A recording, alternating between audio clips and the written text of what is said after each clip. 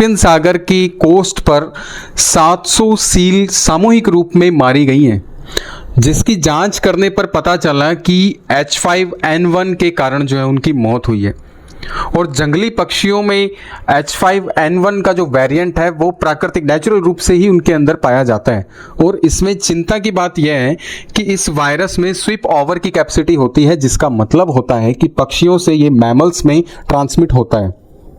और यदि सिम्टम्स देखें इसके, तो सिम्टम्स में हमें देखने को मिलते हैं कि गले में खराश, बुखार, muscle pain, vomit, loose motion, ऐसे इसके जो है हमें सिम्टम्स देखने को मिलते हैं। यदि कुछ गंभीर सिम्टम्स इसके होंगे तो वो होगा ब्रीदिंग में जो है प्रॉब्लम होगी, मेंटल हेल्थ में बदलाव होगा, दौरे पड़ना, ऐसे कुछ जो है बहुत ही खतरनाक जो है सिम्टम्स हमें देखने को मिलते हैं। और अब हम इसे जरा डीप में समझने की कोशिश करते हैं।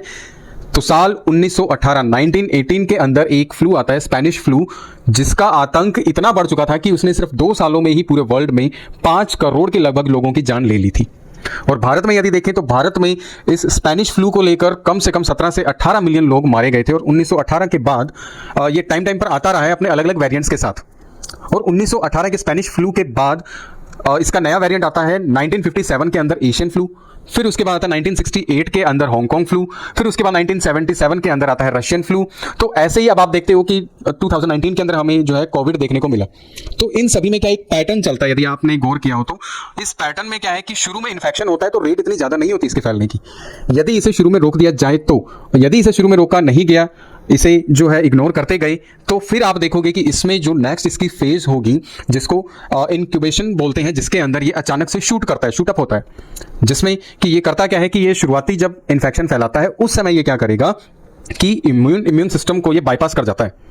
उसके बाद ये क्या करेगा कि हमारे इम्यून सिस्टम को बाईपास करने के बाद ये बहुत ही तेजी से जो आगे से आगे ट्रांसमिट होता रहेगा और एक बहुत ही खतरनाक जो है रूप धारण कर लेता है, जिसके बाद इससे बचना लगभग नेक्स्ट टू इम्पॉसिबल हो जाता है। H5N1 का वेरिएंट भारत में भी 2020 में एंटर कर चुका है, जिसमें इस वेरिएंट ने लगभग 40 के अप्रॉक्स जो है मैमल्स को इन्फेक्ट किया है और 20 से ज्यादा जो है पोल्ट्रीज जो पक्षी हैं उनको इन्फेक्ट किया है। अब इसका मैमल्स में पहुंचने का एक रीजन है पोल्ट्री, ठीक है। तो यहां से ध्यान रखिएगा कि पोल्ट्री से इसका मैमल्स में फैलने का एक मेन जो है रीजन रहता है। फिर उसके बाद भारत में 2020 के अंदर आने के बाद ये अब जिस फेज में है उस फेज को बोला जाता है टिपिंग फेज। इस टिपिंग फेज के अंदर होता है कि भाई केसेस जो है अचानक शूट अप होते हैं, जैसे हमने कोविड में देखा था, अचानक शूट अप होते हैं, जिसके बाद इससे संभलना भी बहुत ज्यादा मुश्किल हो जाता है।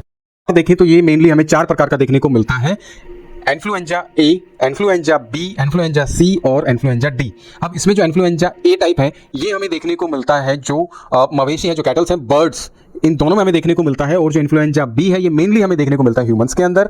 और जो इन्फ्लुएंजा सी है ये हमें देखने को मिलता है ह्यूमंस, पिग्स, डॉग्स और इनमें सब में हमें देखने को मिलता है।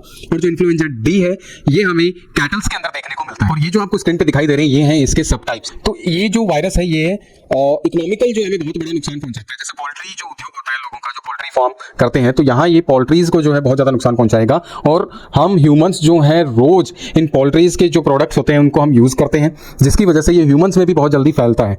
और कोविड में हमने जो है लगभग 2 साल का लॉकडाउन देखा था। और यदि यह वायरस अपने पीक पर आ जाता है तो हमें अप्रोक्स 5 साल का जो लॉकडाउन भी देखने को मिल सकता है। ट्रीटमेंट को देखें तो ट्रीटमेंट के लिए इसमें कुछ एंटीवायरल जो दवाएं हैं उनका उपयोग किया जाता है, जिसकी वजह से जो है इससे बचा जा सकता है।